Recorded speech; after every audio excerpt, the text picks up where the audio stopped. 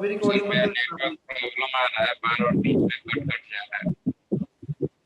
तो कल हमने कर लिए थे एयर रेफ्रिजरेशन सिस्टम, हमने इसके पीएच डायग्राम का सब कुछ कर लिया था।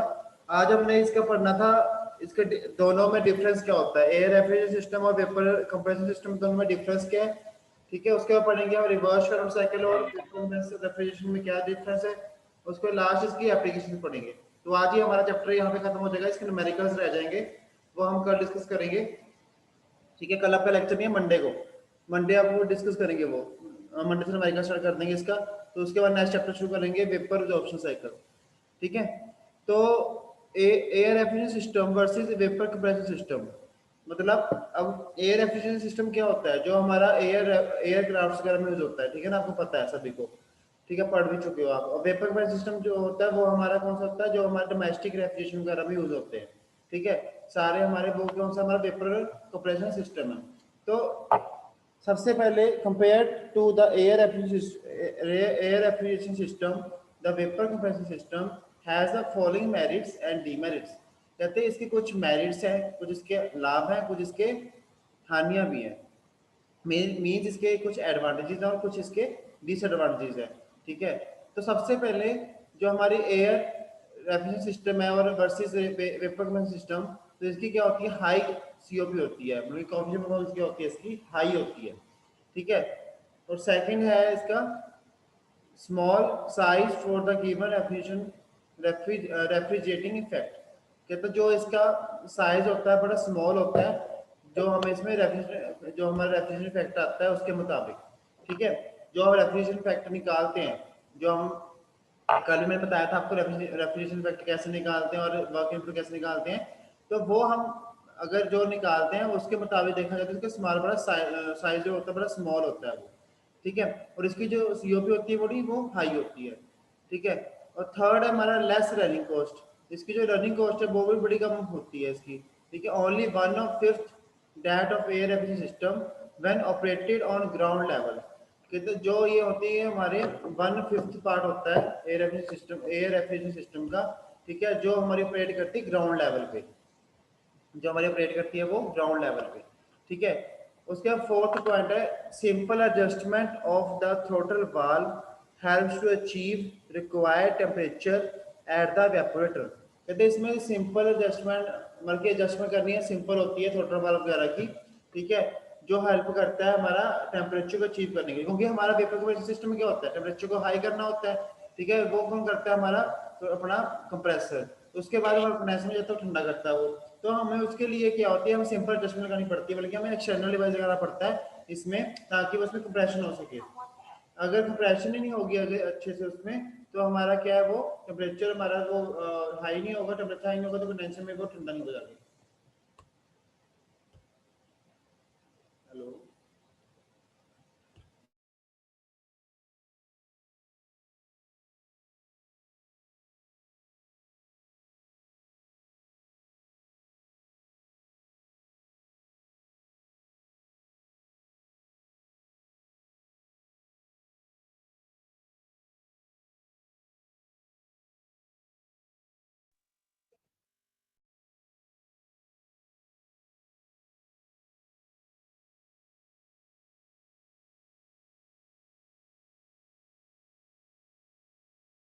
तो उसके बाद फोर्थ पॉइंट है इसका simple adjustment of the throttle valve helps to achieve required temperature at the evaporator. ठीक है, तो इसमें हमें एक्सटर्नल, अब मैंने कल भी बताया था आपको, सबसे बड़ा डिफरेंस इसमें क्या होता है कि इसमें हमें क्या एक्सटर्नल डिवाइस लगाना पड़ता है, किसमें वेपर कंप्रेशन सिस्टम में। और जो हमारा एयर एफिशिएंसी सिस्टम है उसमें कोई हमें एक्सटर्नल डिवाइस लगाने की जरूरत नहीं होती। ठीक है, वो हमारा ऑब्वियसली जब बाहर से एयर आ रही है हमारी, एयर हमारे होकर रैम होकर अंदर जाती है उसके अंदर। अब इसमें क्या हमें एक्सटर्नल डिवाइस लगाना पड़ता है, मोटर। ठीक है, जो मैंने आपको जब इसकी वर्किंग करवाई थी उसमें मैंने आपको बताया भी था। फिफ्थ पार्ट है इसका can be employed over large range of temperatures. ठीक है, तो ये हमारे employed large number of temperature employ करने के लिए काम आता है ये वाला जो हमारा सिस्टम है। सिक्स पॉइंट इसका इनिशियल कॉस्ट इज हाई, जो इसकी इनिशियल कॉस्ट है, जो इसके अंदर की कॉस्ट है, जो इसकी मतलब की जो अंदर से पार्ट्स लगे उसकी जो कॉस्ट है वो बड़ी हाई होती है। ठीक है, और सेवंथ है हमारा suffer from problems associated with toxicity inflammability and leakage of the refrigerant. हमें कहते हैं इन प्रॉब्लम से सफर करना पड़ता है, जैसे टॉक्सिटी हो गई, इनफ्लेबिलिटी हो गई, ठीक है, या लीकेज हो रही है कोई, ठीक है, रेफ्रिजरेंट लीक कर रहा है कहीं से अपने रेफ्रिजरेशन सिस्टम में, तो ये भी क्या हमें प्रॉब्लम देता है। तो इसके देखो, इसके कुछ मेरिट्स हो गए, कुछ डीमेरिट्स हो गए। मेरिट्स कौन से हो गए इसके, ये हाई सीओपी है इसकी, ठीक है, स्मॉल साइज में होता है, ये स्मॉल साइज का दे देता है ये वाली। उसके बाद ये वाली क्या है इसकी डीमेरिट्स है, ठीक है। और ये हमारा क्या है, कुछ इसके जो ये वाला था, ठीक है। तो इसके लिए हमें क्या है कि इसके कुछ एडवांटेजेस भी है, इसके कुछ डिसएडवांटेजेस भी है, ठीक है। इसके बाद नेक्स्ट आता है, आप लोगों को ये तो चलो पता ही होगा आपको, आप पढ़ चुके हो पहले कि दोनों को कंपेयर करें हम, अगर अगर दोनों को हम कंपेयर करते हैं तो कंपेयर करेंगे तो क्या होगा कि जो हमारा रिवर्स शॉर्ट साइकिल है versus vapour compression refrigeration system के, तो जो अगर कंपेयर करेंगे तो दोनों के बिल्कुल डिफरेंट एक दूसरे से, ठीक है। वो कैसे है, देखो जैसे कि अब हमारा फर्स्ट आता है ideal cycle with highest coefficient of performance. अब जो रिवर्स करंट साइकिल है वो हमारा क्या होता है, आइडियल साइकिल होता है, ये किसी के ऊपर निर्भर नहीं होता, ठीक है, ये रिवर्स्ड होता है, मतलब कि इसमें कोई हमें एक्सटर्नल डिवाइस लगाने की जरूरत नहीं होती, ठीक है। और जो हमारा वेपरमैन सिस्टम है उसमें प्रैक्टिकल साइकिल है विद लोअर सीओपी। ये हमारा क्या है, ये प्रैक्टिकल ये चलता है हमारा, वैसे वो भी प्रैक्टिकल चल रहा है, पर उसमें क्या है हमें एक्सटर्नल डिवाइस लगाने की जरूरत नहीं पड़ती इसमें, बट इसमें क्या हमें एक्सटर्नल डिवाइस लगाने की जरूरत पड़ती है। और इसकी जो सीओपी होती है बड़ी लो होती है, और इसकी जो सीओपी होती है बड़ी हाई निकलती है, ठीक है, किसकी, रिवर्स शॉर्ट साइकिल की। और जो हमारा वेपर कंप्रेशन साइकिल है इसकी क्या है, हमारी जो सीओपी है वो हाई होती है, सॉरी लोअर होती है, ठीक है। सेकंड है इसका इंडिपेंडेंट ऑफ वर्किंग सब्सटेंस। ये इंडिपेंडेंट होता है, जो बता गया था मैं, इसमें कोई हमें वर्किंग अपना इंस्ट्रूमेंट लगाने की जरूरत नहीं पड़ती, जैसे मोटर वगैरह कंप्रेसर को वर्क कराने के लिए मोटर की जरूरत पड़ती है, वो हमें कुछ नहीं जरूरत पड़ती इसमें, ये इंडिपेंडेंटली चलता है। बट जो हमारा ये है वेपर कंप्रेशन सिस्टम है, इसमें क्या हमें performance depends on the type of vapour used. हमें जो हमारी इसमें परफॉर्मेंस है वो किस पर डिपेंड करती है, हमारे किस तरह के वेपर्स आ रहे हैं, ठीक है। अब अगर लिक्विड से लिक्विड ही हमारा उसमें जा रहा है, रेफ्रिजरेंट में जा रहा है, लिक्विड के वेपर जा रहे हैं, तो वो क्या हमारा वहां पे हमारी कूलिंग हमारी कम होएगी, ठीक है। अगर वो प्रॉपर पूरे ड्राई वेपर्स होंगे तो हमारे वहां पे क्या है पूरी कूलिंग होएगी अच्छे से, ठीक है। ये मैं आपको इसलिए बता रहा हूँ शॉर्ट में सारा कुछ, क्योंकि मैं आपको पूरा ये आपको डिस्कस कर चुका हूँ जब मैंने आपको वर्किंग वगैरह आपको अच्छे से समझाया था, ठीक है। उस टाइम में सारा एक पॉइंट डिस्कस किया हुआ है, और फिर दोबारा से मैं वही आपको बता रहा हूँ, तो हमें डिफरेंस क्या है, मोटा बता रहा हूँ आपको, ठीक है। थर्ड है हमारा heat absorption and heat rejection are at constant temperature.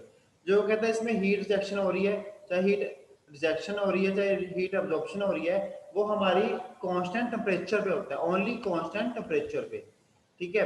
But जो ये है हमारा, इसमें क्या होता है, हीट एब्जॉर्प्शन और हीट जो रिजेक्शन होती है वो हमारे constant pressure as well as constant temperature दोनों पे होती है। इसमें टेम्परेचर भी कांस्टेंट होता है, प्रेशर भी कांस्टेंट होता है, ठीक है, तभी इसको आइडियाबैटिक कहते हैं, ठीक है। उसमें क्या है, ये आइसोबारिक था, ठीक है। उसके बाद है हमारा fourth point, involves N expansion progressive which is isentropic. जो इसमें कहता है एक्सपेंशन होती है वो क्या होती है, आइसेंट्रोपिक, रिवर्सिबल आइडियाबैटिक्स को कहते हैं हम, ठीक है। बट जो इसमें होती है हमारी एक्सपेंशन वो इस बाय किसके थ्रू होती है, हमारी थ्रोटलिंग के थ्रू, जिसमें तो थ्रोटलिंग वाल्व लगा होता है, उसमें एक्सपेंशन वाल्व है, ठीक है। और जो इसमें होती है एंथैल्पी वो होती है कांस्टेंट, और इसमें हमारी क्या होती है, एंट्रोपी होती है, एंट्रोपी कांस्टेंट होती है, ठीक है। फिफ्थ पॉइंट है there is no superheating no undercooling of the refrigerant. इसमें कोई सुपरहीटिंग नहीं होती, ना ही कोई सबकूलिंग या फिर अंडरकूलिंग होती है रेफ्रिजरेंट में। बट इसमें क्या है, फिफ्थ में जो हमारा वेपर कंप्रेशन सिस्टम था, वेपर कंप्रेशन रेफ्रिजरेशन सिस्टम था, इसमें क्या है कि सुपर हीटेड भी होती है कंप्रेसर में, ठीक है, और अंडर कोल्ड भी होता है, मतलब सब कोल्ड भी होती है। As to prove the efficiency of the system, ये हमारी क्या करती है, प्रूव करती है एफिशिएंसी किसकी, सिस्टम की। उसके लिए हमें क्या है, सुपर हीटिंग और इसकी जरूरत पड़ती है इसमें सब कूलिंग की, या सब कोल्ड की, या फिर अंडर कोल्ड की। उसके बाद नेक्स्ट पॉइंट है can not be practically implemented. जो हमारा रिवर्स शॉर्ट साइकिल है वो हमारा प्रैक्टिकली इम्प्लीमेंट नहीं हो सकता, नहीं होता है, ठीक है। पर जो हमारा वेपर कंप्रेशन रेफ्रिजरेशन सिस्टम है वो हमारा क्या है, प्रैक्टिकली इम्प्लीमेंट है, ये हमारा कमर्शियल यूज में होता ही हो। जो हमारा ये वाला है रिवर्स शॉर्ट साइकिल वो नहीं है, और जो हमारा ये है वेपर कंप्रेशन सिस्टम है ये हमारा प्रैक्टिकल यूज होता है घरों में, सभी जगह, इंडस्ट्रीज में, घरों में, कमर्शियल पर्पसेस पर, ये सभी जगह यूज होता है हमारा ये वेपर कंप्रेशन सिस्टम, ठीक है। तो इसलिए हमें इसकी जरूरत पड़ती है।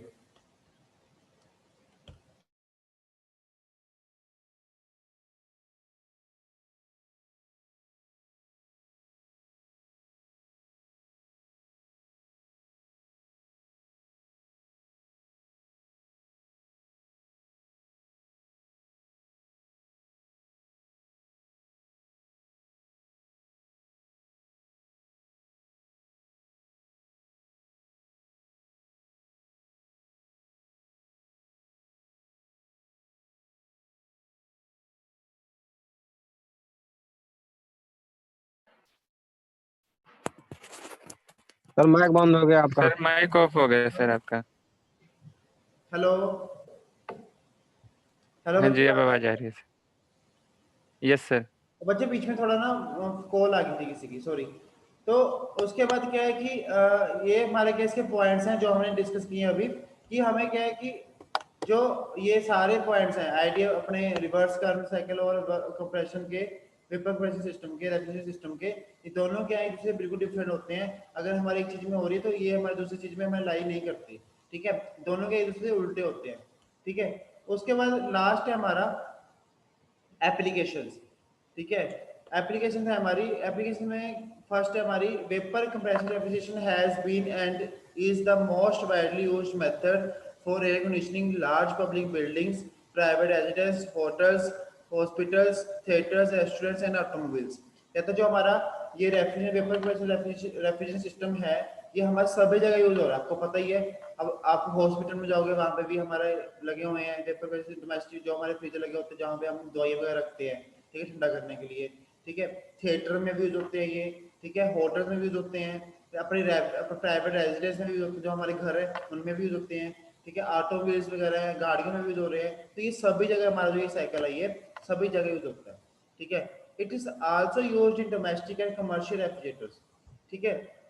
ये हमारे डोमेस्टिक और कमर्शियल रेफ्रिजरेटर में भी ये यूज होता है, ठीक है। Large scale warehouses for storage of foods and meats, ठीक है, जो हम जहाँ पे हम स्टोरेज करते हैं फूड्स वगैरह की या मीट्स की, वहाँ पे भी ये हमारा यूज होता है, ठीक है। Refrigerated trucks and rail road cars and a host of other commercial industrial services, वहाँ पे भी ये हमारा यूज होता है वेपर कंप्रेशन सिस्टम। जो ट्रक्स वगैरह हो गए जो हमारे जिसमें हमारे जैसे कि हम अपने हैंड वगैरह आते हैं, ठीक है ना, उसको जो ट्रक होता है वो उसको सारा प्रॉपर सांस देनी है, प्रॉपर वेंटिलेशन चाहिए उसमें, ठीक है, तो वहाँ पे यूज होता है। या जिसमें हमारा फूड आता है, ठीक है, पैक हो गया ट्रक्स वगैरह में, वहाँ पे यूज होता है ये।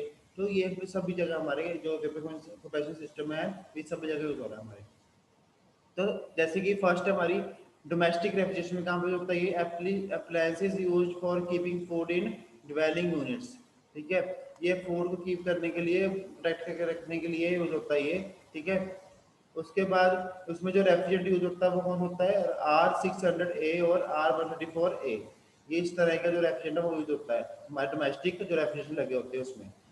उसके बाद कमर्शियल एप्लीकेशन हमारा कहाँ पे होता है, holding and deploying frozen and fresh food in retail outlets, जो हमारे बड़े बड़े होटल में चल जाओ आप, बड़े बड़े उसमें चल जाओ, बड़े बड़े बड़े हॉस्पिटल में चल जाओ, सभी जगह जहाँ पे हमें जो फूड है प्रोटेक्ट कर रखना है, जैसे कोई फूड होते हैं वो खराब हो जाते हैं बड़ी जल्दी, ठीक है, उसको प्रोटेक्ट करके रखने के लिए हमारे ये vapour compression refrigeration system use होते हैं, ताकि उसको हम अच्छी तरीके से प्रोटेक्ट करके रखें, ताकि वो हमारे इजीली 2 या 3 दिन निकल जाए, ठीक है, वो खराब ना हो, ठीक है। हमारे घर पे भी, अब देखो घर पे भी हमारे जो फूड है हम फ्रिज में इसलिए रखते हैं ना ताकि वो हमारा ठीक रहे, वो खराब ना होए, ठीक है ना, सब्जी वगैरह खराब ना होए हमारी, ठीक है, या फिर कोई सब्जी होती है कुछ ऐसी वो बाहर रखेंगे तो वो खराब हो जाएगी या मुरझा जाएगी, तो हम उसमें रख देते हैं ताकि वो फ्रेश रहे।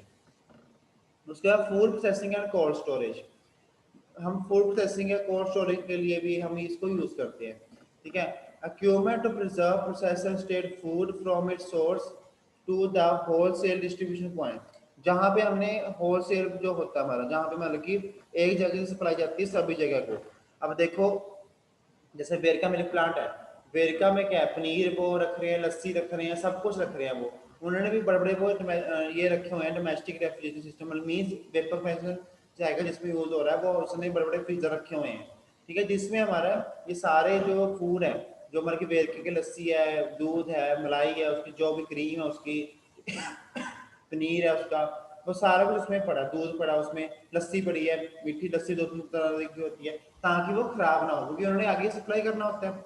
अब देखो वो बना के तो रख लेते हैं, प्रोडक्ट बन जाते हैं उनके एक हफ्ते में, एक हफ्ते बाद अब उनका टारगेट होता है कि इतने हफ्ते में इस जगह सप्लाई करना है, एक हफ्ते इस जगह सप्लाई करना है, तो वो जो उनकी गाड़ियां होती हैं वो गाड़ी भी ऐसी होती हैं वो जो हमारी पूरी properly air refrigeration sorry vapour compression system refrigeration system से वो प्रोटेक्ट की होती है सारी, ठीक है। उसके बाद नेक्स्ट आता है इंडस्ट्रियल रेफ्रिजरेशन, ये इंडस्ट्री में यूज होते हैं हमारे, ठीक है, जहाँ पे हमें जैसे सीएनसी मशीन वगैरह लगी होती है जहाँ पे, ठीक है, वहाँ पे भी हमारी ये रेफ्रिजरेशन सिस्टम यूज होता है ताकि वहाँ पे प्रॉपर वेंटिलेशन रहे, प्रॉपर वहाँ पे हीटिंग ना रहे, कूलिंग थोड़ी रहे वहाँ पे, ठीक है। केमिकल फैक्ट्रीज वगैरह में यूज होते हैं ये, ठीक है, वहाँ पे ये हमारे सारे इंडस्ट्रियल रेफ्रिजरेशन में यूज होते हैं, इंडस्ट्रियल रेफ्रिजरेशन उसका नाम देते हैं, जहाँ पे हमारा vapour compression refrigeration system use होता है। तो वो वहाँ पे कौन कौन से रेफ्रिजरेशन यूज होते हैं, R134A, R404A, R507, R717, ये वाले।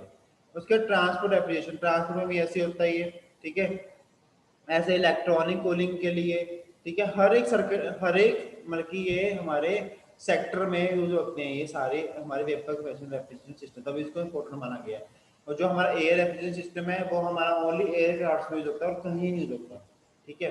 जो हमारा ये वेपर कंप्रेशन रेफ्रिजरेशन सिस्टम है ये हमारा हर जगह यूज हो रहा है, ठीक है। हमारे मतलब की चीज को प्रोटेक्ट करके रखने के लिए, फूड को प्रोटेक्ट रखने के लिए करके, या फिर कोई फूड है चाहे कोई मेडिसिन है कुछ भी है उसको प्रोटेक्ट करके रखने के लिए यूज होता है हमारा वेपर कंप्रेशन रेफ्रिजरेशन सिस्टम।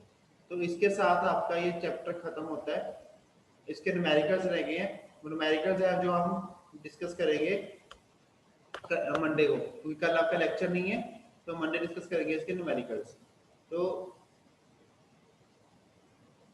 यही किसी को डाउट है, किसी को कंफ्यूजन है तो मेरे से पूछ सकता है। तो ये आपका यहीं पे लेक्चर खत्म करते हैं, तो नेक्स्ट आपका लेक्चर जो होगा वो मंडे को हम शुरू करेंगे, ठीक है। तो किसी को डाउट हो तो मेरे को पूछ सकता है, कोई भी किसी टॉपिक में जो मैंने अभी तक करवाया आपको, किसी को किसी टॉपिक में डाउट है तो मैं पूछ सकता है। देखो जिन्होंने क्लास नहीं लगाई उसको मैं कुछ कहूँगा नहीं, जो जो क्लास लगा रहे हैं प्रॉपर, ठीक है, आ रहे हैं डेली, ठीक है, उनको अच्छे से समझ आ गया होगा अब तक, ठीक है। जो नई क्लास लगा रहे हैं उसकी मैं नहीं जिम्मेदारी लेता क्योंकि उनकी गलती खुद की है। तो चलो इनके हम करते हैं, स्टॉप करते हैं लेक्चर को।